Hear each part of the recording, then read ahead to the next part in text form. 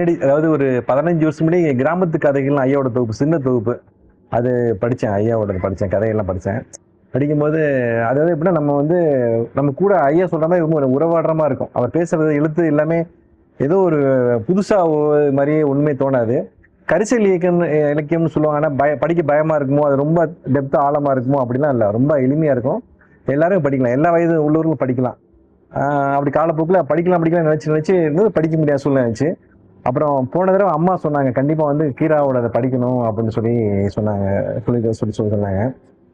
எனக்கு இதுக்கு முன்னாடி என்னன்னா, ஒய்ஃபோட அண்ணன் ஒருத்தர் சினிமா டைரக்டர் இருக்கா, சினிமாவில் இருக்காரு. அவர் என்ன சொன்னார்னா, யானைன்னு ஒருத்தர் வந்து யூடியூப் சேனல்ல பேசியிருக்காரு.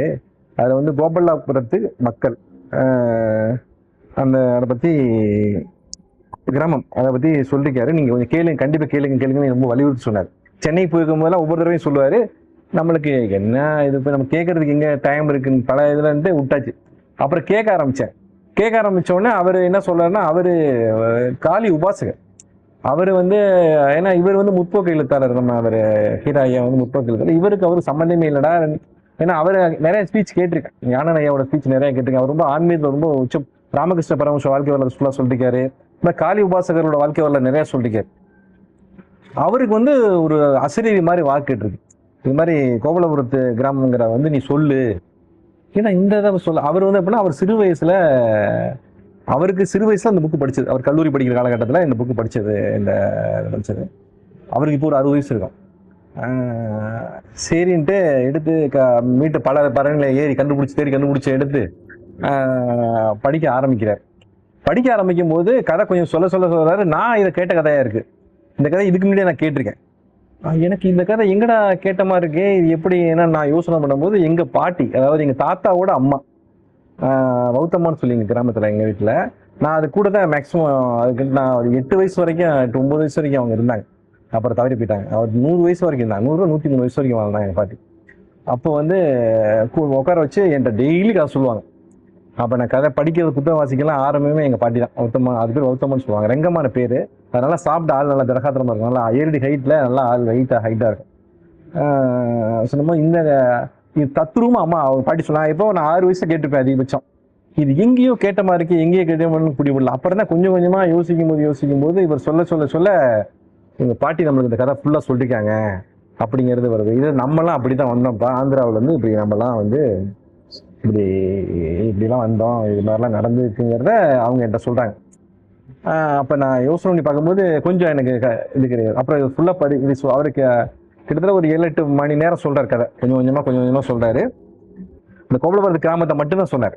அதுலேயும் ஒரு போர்ஷன், அதாவது பூட்டியமான ஒருத்தர் இருப்பான். பூட்டியமான தாத்தாவோட அம்மாங்கிற மாதிரி ஒரு 3-4 தலைமுறை, அவங்களுக்கு 130 வயசு அந்த பாட்டிக்கு. அந்த அம்மா வந்து ஒரு கதை சொல்ற மாதிரி. இந்த கதையோட முக்கியமான நிகழ்வு அதான் வரும், இந்த கோபலபுரத்து கிராமத்தே வரும்.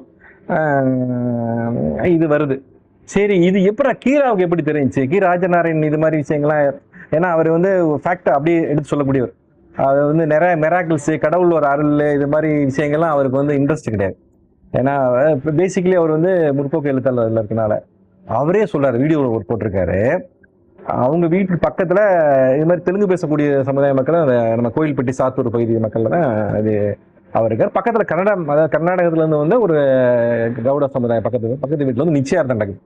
நிச்சயார்த்தத்துக்கு போயிருக்காரு. நிச்சயார்த்தத்துக்கு போக இவர் சின்ன பையன் வீட்டுல சும்மா தான் இருக்க, போயிட்டு வாடா வீட்டுல அப்படின்னு சொல்லி அவங்க வீட்டுக்கு அனுப்பிடுறாங்க. அப்ப வந்து இது மாதிரி நிச்சயார்த்தம் பண்ண போற நேரத்துல ஒரு முக்கிய நிகழ்வா இது மாதிரி துலுக்கராஜா வர்றேன்னு சொல்லி அந்த வீட்டு முற்றத்துல இருந்து கத்துறாரு. கத்தினோடனே பெரியவர் கத்துறாரு, தண்டாரம் போற மாதிரி கத்தினோடனே வீட்டுல வந்து டக்குன்னு சரி வரங்காட்டி நம்ம நிச்சயார்த்தம் பண்ணிடுவோம் அப்படின்னு சொல்லி பாக்குமரத்துல மாத்துவாங்க, சின்ன கல்யாணம் மாத்துறாங்க. இது வந்து அவங்க வீட்டுல அவங்க பாட்டிட்டு கேட்கிறாரு, என்னன்னா ஏன் அவங்க வீட்டுல அப்படி கத்துறாங்க, ஏன் வந்து ஒரு நிச்சயார்த்தம் பண்ற நேரத்துல வந்து துலுக்கராஜா இப்ப நடக்கவே இல்லை, இப்ப ரீசனா அதாவது சுதந்திரம் அடைஞ்சப்ப நடந்த விஷயம் வச்சுங்களா, அதுக்கப்புறம் என்னடா சம்மந்தமே இல்லாத சொல்லாரு சொல்லி அவங்க பாட்டி கேட்கிறாரு. அப்ப அவங்க பாட்டி சொல்லுது, அவங்க வந்து இந்த மாதிரி நம்மளாம் தெலுங்கு பேசக்கூடிய செட்டியார், நாயுடு, அது மாதிரி நிறைய சமுதாய மக்கள் எப்படி அங்கே வந்தாங்க, பல்வேறு காலகட்டத்தில் இது மாதிரி கர்நாடகாவில் வந்து எப்படி இங்கே வந்தாங்க அப்படிங்கிற விஷயத்தான் அந்த பாட்டி வந்து இது மாதிரி இதான் நடந்துச்சுப்பா அப்படிங்கிறத வந்து சொல்லுது. அவர் வந்து என்ன பண்றாரு, அந்த கோபலபுரத்து கிராமங்கிற வாயிலா வந்து அவர் சொல்றாரு. இதுல மொத்தம் 2 வாலி. இந்த புக்கு தான் சாகித்ய அகாடமி அவர் வாங்கின புக். அதான் கோபலபுரத்து மக்கள். இந்த புக்கு நிறைய பேர் தெரியாது. ஏன்னா இது இது இது ரெண்டையும் படிச்சதா அது முழுமை கிடையாது. இந்த ஒரு அந்த ஊர் எப்படி வந்து ஒரு எஸ்டாப்ளிஷ் ஆச்சு, டெவலப் ஆச்சு அப்படிங்கிறது. இப்ப இது கதையில நான் சொல்ல வரல, இது அவுட்லைட்மெண்ட் நான் உங்களுக்கு சொல்லுறேன். என்ன அப்பதான் நீங்க எப்பதான் படிக்க ஆரம்பிங்க, ஒரு இன்ட்ரெஸ்ட் வரும். அப்படி இருக்கும்போது என்ன ஆகுதுன்னா, அந்த இதுல வந்து அந்த பூட்டியம்மா கதை மட்டும் இல்ல, நிறைய கதைகள் வருது. ஒரு மகாபாரதம் கடிக்கும் போது நீங்க பாத்தீங்கன்னா நிறைய கிளை கதைகள் வந்துட்டே இருக்கும். ஒரு ஆள் போனாருன்னா எச்சனோட பாத்திரம் தனியா ஒரு பெரிய இஷ்யூ அப்போ இப்படி ஒவ்வொன்றும் தனித்தனியா போகும். இப்போ ஜெயமுனையா கூட ஒவ்வொன்றும் தனித்தனியாக எடுத்து எழுதியிருக்காரு. நீங்க கிட்டத்தட்ட ஒரு 14,000 15,000 பக்கம் 15,000 பக்கம் ஜெயமோகன் அவ்வளவு பெருசா மகாபாரதம் போயிட்டு இருக்கு. இது மாதிரி இது வந்து போக வேண்டிய விஷயம் அதெல்லாம். அந்த இதுல வந்து இந்த பூட்டியம்மாங்கிற கதாபாத்திரத்தை மட்டும் வச்சு ஒரு மூவி எடுத்தோம்னு வச்சுக்கோங்க, அவ்வளவு பிரம்மாண்டமா எடுக்கலாம். ஏன்னா அந்த விஷயம் வந்து அவ்வளவு டெப்தான விஷயம் அந்த இதுல இருக்கு. சரி, இதை வாழ்க்கை முறை அப்படின்னா அந்த காலகட்டத்தில் எப்படின்னா இது ஒரு 4 காலகட்டம் பிரிக்கலாம். அதாவது முஸ்லீம்களை படையெடுப்பு, அதுக்கப்புறம் விஜயநகர பேரரசு வருக, அதுக்கப்புறம் விஜயநகர பேரரசுக்கு வெள்ளைக்காரர் ஆட்சிக்கும் நடுவில் கேப்ல வந்து யாருமே ஆட்சி செய்யல. ஒரு ஊர்னு வச்சுங்களேன், ஒரு கட்டுக்கோப்பு, ஒரு ஊர்ல வந்து ஒரு நல்லது கெட்டது, ஒரு திருட்டு நடக்கும், ஒரு களவு, ஒரு கொலை நடக்கும், கொலை நடக்கும், இதெல்லாம் தீர்ப்பு சொல்றதுக்கு ஒரு நீதிபதி அமைப்பெல்லாம் வேணும். எதுவுமே இல்லாம தமிழ்நாடு இருந்திருக்கு. அதெல்லாம் படிச்சா நமக்கு ஆச்சரியமா இருக்கும். வந்து அது மாதிரி ஒரு காலகட்டம். அதுக்கப்புறம் வெள்ளைக்காரர்கள் வருகை, அப்புறம் வெள்ளைக்காரன் ஆட்சி முடிச்சுட்டு போறது. இது எல்லாமே இந்த 2 புத்தகத்தை பற்றி கண்டுபிடிச்சிக்கலாம். அதாவது புரிஞ்சுக்கலாம் அந்த காலகட்டம் ஒரு கிராமத்துல இருந்து கிராம மக்கள் எப்படிலாம் பார்த்தாங்க அப்படிங்கிற வியூ பாயிண்ட் வந்து இந்த 2 புக்லயுமே நம்மளுக்கு வந்து கீரா ஐயா ரொம்ப அழகா எளிமையா சொல்லிக்க. படிக்க நீங்க கீழே வைக்க மாட்டீங்க. நான் ஒரு 2-3 நாளே படிச்சேன் 2 வாலியுமே. சென்னை புத்தக கண்காட்சி இந்த வருஷம் போயிருந்தாங்க. போய் வாங்கி வச்சேன் படிக்கலான்ட்டு. இப்ப அம்மா சொன்னதுக்கு அப்புறம் தான் சரி சொல்லி வேகமா படிச்சேன். வேகம் படிக்கல, ரொம்ப எளிமையா, ரொம்ப எளிமையா இருக்கு, ரொம்ப அழகா இருக்கு, படிக்கிறதுக்கு ரொம்ப ஈஸியா இருக்கு. இது இந்த 4 காலகட்டத்தையும் நம்ம தெரிஞ்சுக்கணும். தமிழ்நாட்டுல ஒரு கிராமத்து பீப்புள் வந்து 4 காலத்துல இப்படிலாம் இருந்தாங்க அப்படிலாம் தெரிஞ்சுக்கிறதுக்கு இந்த புத்தகம் ரொம்ப ஹெல்ப்பா இருக்கும்.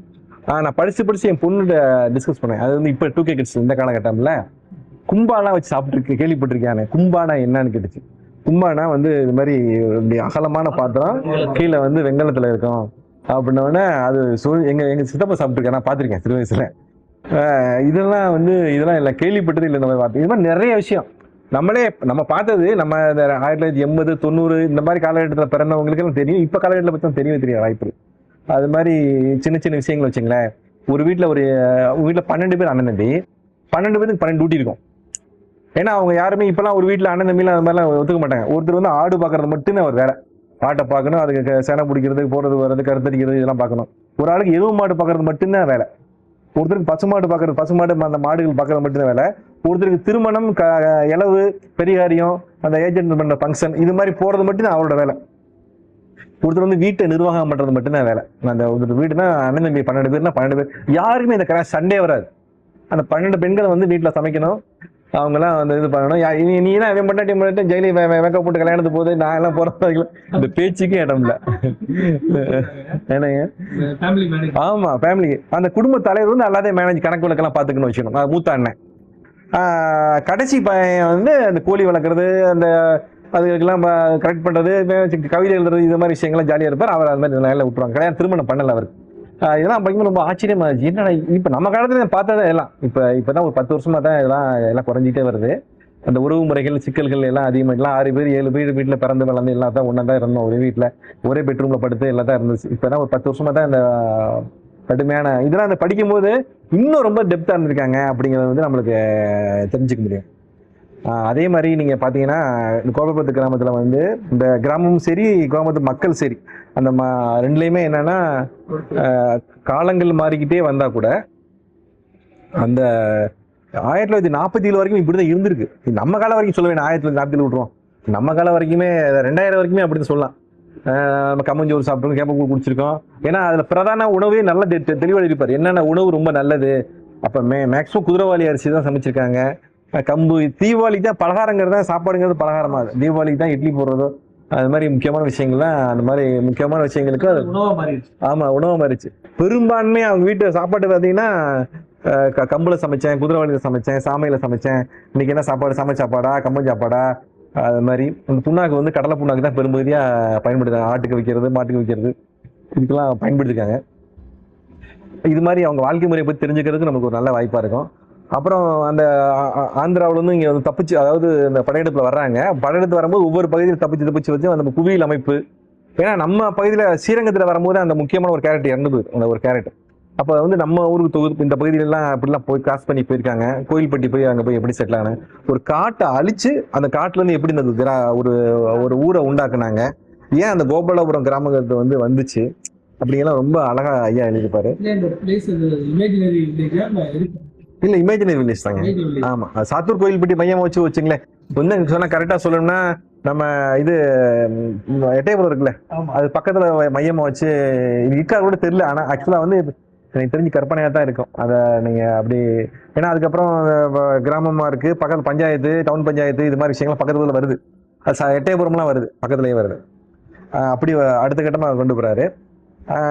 இந்த காலகட்டத்தில் வந்து பாத்தீங்கன்னா இப்போ உதாரணத்துக்கு இப்போ முஸ்லீம் படையெடுப்பும் சரி, அதுக்கப்புறம் விஜயநகர பேரரசு காலத்தில் சரி, இந்த இடப்பட்ட கேப்ல யாருமே இல்லை. அப்போ வந்து அவங்க அழகா ஹேண்டில் பண்றாங்க.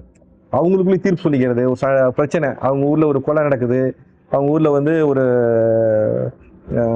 திருடு போகுது, அவங்களுக்கு டைவர்ஸ் கேஸ்லாம் எப்படி தீர்க்குறாங்க, இதெல்லாம் ரொம்ப அழகா வந்து ஐயா சொல்லிக்கிறார். போற போக்கில் பஞ்சாயத்துல உட்காரவங்க கேரக்டர் மட்டும் நீங்க படிச்சீங்கன்னா அவ்வளோ ஒரு பிரமிப்பா இருக்கும். ஒருத்தர் வந்து ஒரு அந்த ஊர்ல கிராமத்துல இருப்பாங்களே, ஒவ்வொருத்தர் கேரக்டர் சொல்லியிருப்பாரு. 2-3 வரையிலேயே அவங்கள வந்து மறக்க முடியாது. நம்ம என்ன சொன்னா பெரிய இது ஒரு நிறைய போயிட்டு இருக்கோம்.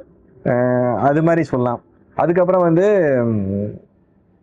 வெள்ளைக்காரன் படையெடுப்பு, வெள்ளைக்காரன் ஆட்சி வந்ததுக்கு அப்புறம் நீங்க எப்படி அவங்க இதா இருந்தாங்க, அவங்க காலகட்டத்தில் எப்படி நீதிபதி தீர்ப்பு போக்குவரத்துலாம் எப்படி மாற்றங்கள் ஏற்பட்டுச்சு. அதுக்கப்புறம் டெய்லி நியூஸ் பேப்பர் படிக்க ஆரம்பிக்கிறாங்க. நியூஸ் பேப்பர் படிக்கும் போது காந்தியோட இது தெரியுது, நேருவோட இது தெரியுது, சுபாஷ் சந்திர போஸோட இது தெரியுது. இங்கிருந்து சுபாஷ் சந்திர போஸ் படையெடுப்புக்கு போய் நம்ம கோயில்பட்டி சாத்தூர்ந்து கலந்துக்க போறாங்க, இங்கிருந்து போறாங்க. அப்போ வந்து இவங்க கிரிட்டிசைஸ் பண்றதெல்லாம் கிராமத்தில் பொம்பளை எல்லாம் உட்காந்து கிரிட்டிசைஸ் பண்ணாங்க. அப்போ காங்கிரஸ் கூட்டங்கள்லாம் ஒவ்வொரு கிராமத்தில் நடக்குது. பெரியார் குரூப் வந்து அந்த ஊர்ல போகுது, அது எப்படி எல்லாம் நடக்குது, எல்லாமே கம்யூனிஸ்ட் பெரியாரு சுதந்திரம் அடையும் போது அந்த குரூப்ல வந்து ஒருத்தர் குரூப் என்ன பண்ணாங்கன்னா இது கருப்பு குடியேற்றணும், சுதந்திரம் கொண்டாட. அப்போ வந்து அந்த ஊர்ல என்னன்னா இருதுருப்பு எல்லாம் வருது. இதெல்லாம் ரொம்ப அழகா சொல்லியிருப்பாரு. முக்கியமா எனக்கு தெரிஞ்சு என்னன்னா, அந்த கோபாலபுரம் கிராமம் உருவாகிறதுக்கு முன்னாடி ஒரு காட்டுக்குள்ள போய் எல்லாம் வாழ்றாங்க. அப்போ அவங்க எண்ணெய் பயன்படுறதுக்கு தேவையெல்லாம் படுது. இப்போ மாதிரி தான் அப்போ என்ன எடுத்துருக்காங்க, இந்த கொட்டமுத்து நாங்கள் இப்போ தான் பண்ணோம். கொட்டமுத்தை எடுத்து உடைச்சிட்டு, அப்போ கொட்டமுத்து நிறைய விளையும், இடிச்சு அதை வந்து சுடுதல போட்டு கொதிக்க வச்சு அதுல இருந்து எண்ணெய் எடுத்து அதை உணவுக்கு பெரும்பாலும் பயன்படுத்திருக்காங்க. வேப்பமுத்து அது மாதிரி தான் பயன்படுத்திருக்காங்க. இப்போ மரச்சைக்கெல்லாம் இப்போ இல்லை, ஏன்னா அது டவுன்ல இருந்து இருக்கு, அந்த கிராமத்துல ஒண்ணுமே இல்லை. அது மாதிரி காலகட்டம். இது மாதிரி அந்த ஒவ்வொரு காலகட்டமா நம்ம வந்து வரும்போது அவங்க வாழ்க்கை முறை, அந்த உணவு, அவங்க சாப்பிட்ட உணவு முறை, அப்புறம் வந்து அவங்க எப்படிலாம் பரிணாமத்தில் இறங்கி வந்தாங்க, இப்படிலாம் இந்த அப்புறம் டெவலப்பா அந்த கொள்ளையெல்லாம் எப்படி அதிகமாயிட்டே இருக்கு, இந்த பொய் இதெல்லாம் வந்து எவ்வளவு அதிகமாயிட்டே வருது, இதெல்லாம் ரொம்ப அழகா ஐயா எடுத்து சொல்லியிருக்காங்க. அதெல்லாம் படிக்க நினைக்கிறோம். அந்த கோபாலபுரத்து கிராமமும் சரி, கோபாலபுரத்து மக்களும் சரி, இது ரெண்டுமே நீங்க படிச்சீங்கன்னா உங்களுக்கு ரொம்ப இதா இருக்கும். அதாவது நம்ம அந்த வரலாற்றை நம்ம வந்து புரிஞ்சுக்க முடியும். அந்த காலகட்டத்தில் நம்ம தமிழ்நாடு ஒரு கிராமம் எப்படிலாம் இருந்துச்சு, இந்த கிராமத்து மக்கள்லாம் எப்படிலாம் வாழ்க்கையை வாழ்ந்தாங்க, இதெல்லாம் தெரிஞ்சுக்கிறதுக்கு இந்த புத்தகம் ஐயாவோட ரொம்ப ஹெல்ப்ஃபுல்லாக இருக்கும். ஏன்னா நான் 15 வருஷமா அந்த நாவல் சம்பந்தமான விஷயம் அதிகம் படிக்கல, கட்டுரைக்கு அதெல்லாம் படிச்சுட்டு இருப்போம்.